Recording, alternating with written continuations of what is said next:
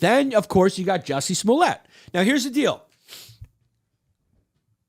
I don't blame the media for reporting what they had known at the time, right? At the beginning, that's what we knew, right? But there needs to be a standard for veracity. You have to look at a story and go, allegedly, this is what's being alleged. There's no suspects. This is the story. You have to frame it a certain way, right? Everyone knew. I mean, like, it was a week or two, and it was going around. Hollywood actresses were getting on talk shows going like, you know, this is happening left and right. I can't believe this happened. And it was all a lie, right? It was all a lie. By the way, not a lie hard to discern. All you got to do is watch one Dave Chappelle joke and know that it was not a hard lie to discern. Remember, he was going like, black people were eerily quiet. Because we were like, he's lying, right?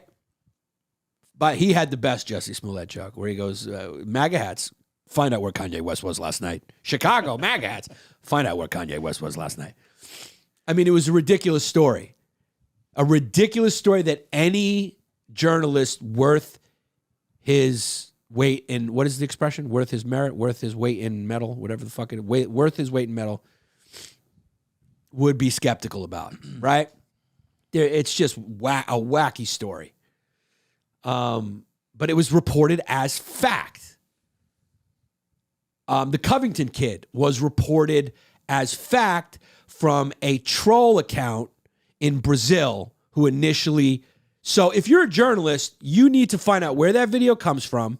You got to find out who that source is, who recorded it, all that stuff before you put it out. That's why the Manti Te'o documentary is so good, is because it really shows you how the media rushes now because they want to be the first one to the story, and that's more important than the veracity of the story now.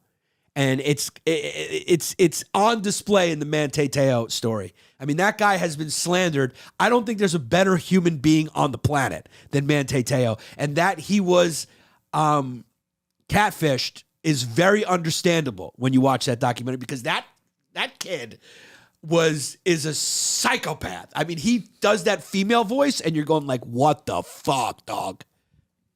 You know, and you're like, how come you never met her? It's because he's Manti Te'o, one of the biggest football players in the country, carrying a football team. He's busy. And he's also very religious. He's not anxious to see her. He's falling in love with her by phone. It all makes sense. But the media made him into this stupid... Gay. Yeah, maybe he was gay. Is this him hiding he's gay? All this shit that they came up with. Because the media is rushing and they're being salacious now, right? So the Kavanaugh story.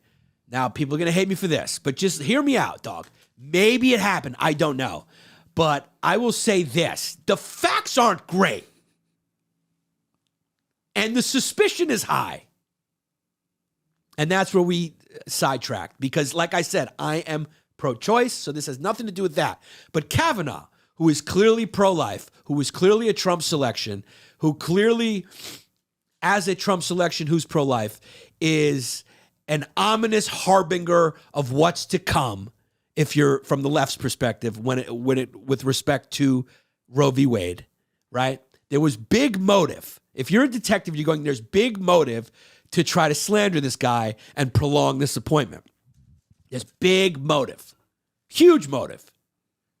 So this woman comes out of the woodwork from 40 years ago and tells a story where he and this other guy were in a room, and he jumped on her, was like trying to caress her, whatever, trying to hook up with her, and then she ran out.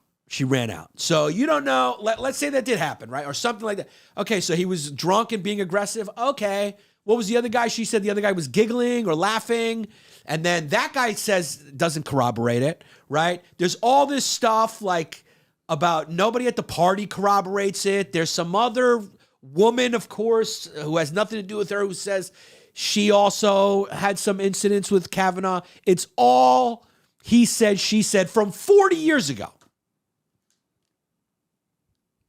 And then there's this whole big investigation and fucking thing. and from so long ago. And then the media's going, hero, I believe her. And yeah, I mean, look, you don't want to call someone a liar. You don't want to say that it's not true if you have no reason to, but it's like, if it was, I can understand why it happened. There's a massive motive for somebody to try to do this to Kavanaugh, right? My point is you can't report it as fact. It's not a fact. It is not a fact. And when you talk to people who hate Kavanaugh, they'll yell at you like it's fact. And you're going like, hey, man, I'm not even I'm a pro-choice person. That's my position. Like, I'm just saying, can you do this to a person? Can you really just do this to someone with no evidence? Like, what's the fucking evidence here? Anyone can say anything, especially if they have a fucking motive. And then the Covington kid, like I said, reported as fact. Went around the world. This Covington racist kid in his MAGA hat, and then you see the whole video, and you find out where it's from, and it's a troll account in Brazil. You're like, oh man, and it's heavily edited to cut out the beginning of the part where that old man marches right up into his face and bangs the drum in his face, and he just stands there, partly smirking, partly not, and they take that still and they just go, and people are going, I've seen that smirk before. And it just paints him as this horrible person. Now, by the way, this kid cleaned up. That's not a big news story. That's not a big news story that this kid won $100 million from a couple of news organizations for slander. That's not a big news story. How come that didn't go around the world? Now, it shouldn't matter what your politics are. It should matter that you are aligned with the rule of law and people's rights. This kid was wrongfully slandered. This kid was turned into a demon. And he was a kid, dog. They're going out, even if the kid was he's a kid. Who did he sue? Ooh. He asked for $275 million, and they settled. I know that. And he made a lot of money. Not a big news story, but you know what was it? If you ask anyone right now who's on that side of the story from when it came out, they don't even know about this because the story is already painted that he's this horrible kid who was yelling at this old Native man, and not this young kid who happened to be, they're all Republicans, whatever. They like Trump, whatever. They were on a school trip, and this particular kid was just standing there when this old dude came and banged his drum right in his face. And all he did was, he showed restraint. If some old man came and started banging a drum in my face, I'd at least give him a low shove. Be like, yo, man, get the fuck out of my airspace. Right? Get out of my space, old man.